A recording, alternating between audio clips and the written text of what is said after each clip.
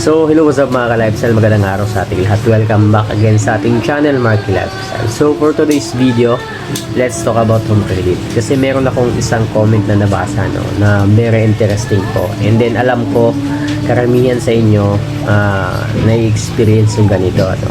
Pero bagong lahat mga ka-lifestyle, bago ko i-share yung aking opinion, bago ko i-share yung aking nabasang comment, sa mga bago pa lang dyan, napapadaan lang dyan sa ating channel, please do like, share, subscribe, and then pakihit na rin yung notification bell nang sagay ma-notify po kayo once again sa mga i-upload po nating updates about online lending application, about home credit, about utang po, no? So let's proceed. So yun na nga mga ka-lifestyle, ano, everyday po marami po akong mga nababasang mga comments or katanungan about kay home credit and then about kay online lending application.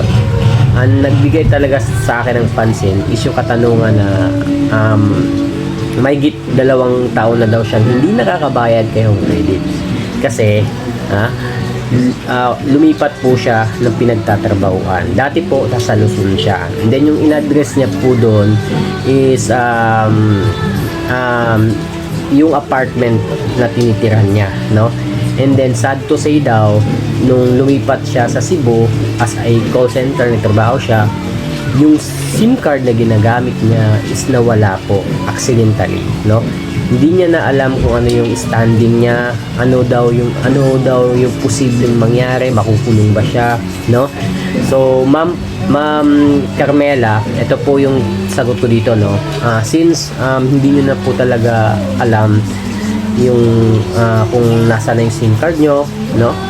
And then para sa akin napakahirap po talagang i-proceed, ano, kasi unang-una SIM card po yung gagamitin natin pag login ng account natin, ano. I'm not totally sure kung paano mo, by the way, no, si ma'am po is gusto na pong magbayad, ano, sa home credit niya. Hindi niya alam kung paano. So alam ko maraming mga kababayan natin ang na-experience yung ganito, no, na accidentally nawala yung SIM card, no, na hindi inaasahan. Pero ang pinaka-opinion ko, pinaka-advice ko po sa inyo mga ka-lifestyle, pumunta po kayo, no, kung saan kayo nag-product loan, no, baka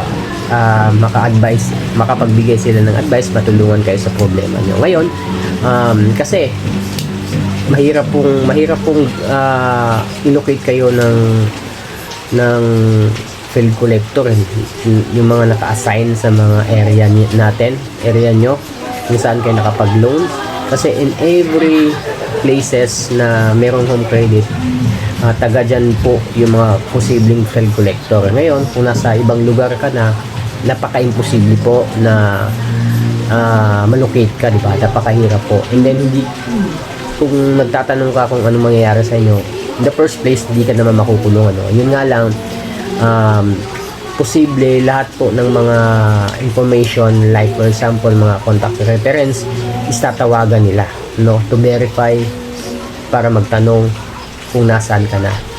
So, yun yung posibleng mangyari. Ngayon, 2 years na, sobrang tagal na, and malamang, gumagawa sila ng paraan para matrace ka o mahanap ka, kasi naka-address mo doon sa Luzon, and then bigla ka na lang nag-transfer sa Cebu para sa trabaho nang hindi mo naman sinasadya, no? And then nawala mo yung SIM card mo. Para sa akin, napakahirap pong gawin yan, ano? So the best pong gawin is, kung gusto mo talagang magbayad, punta ka doon sa area or kahit saan na area, as long as merong mga home credit representative. Pwede kang magtanong doon kung ano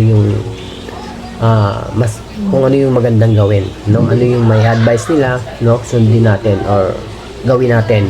So yun lang yung naiisip kong way, no? Pero hindi ka po makukulong, ano? Hindi ka makukulong kasi baka isipin mo meron ka ng kaso sa NBI, hindi ka na makakapag-proceed, hindi ka na makakakuha ng NBI, no? Kasi meron kang bad record. Hindi ganoon, no? Wala po silang kinalaman, ano, yung NBI sa home credit, ano. Unang-una, hindi naman siguro sila magpa-file ng kaso agad-agad, ano. So si ma'am nga pala, meron siyang kwarta and then meron siyang product loan. Ever since hindi po talaga siya in every kahit 5 duling hindi po siya nakapagbayad ano. So yun yung pinoproblema niya, na wala po yung SIM card niya. Paano yung gagawin niya? Even nga yung card daw na maliit, 'di ba? Merong binibigayan na wala din ano. So wala siyang maisip na paraan ano. So yung tanging suggestion ko na lang, kung meron kang makitang home credit representative, humingi ka ng payo o humingi ka ng advice, baka sakaling makatulong sila. Yan ay kung gusto mo ano. Ngayon, kung wala ka pang pambayad, wag mo munang pilitin yung sarili mo.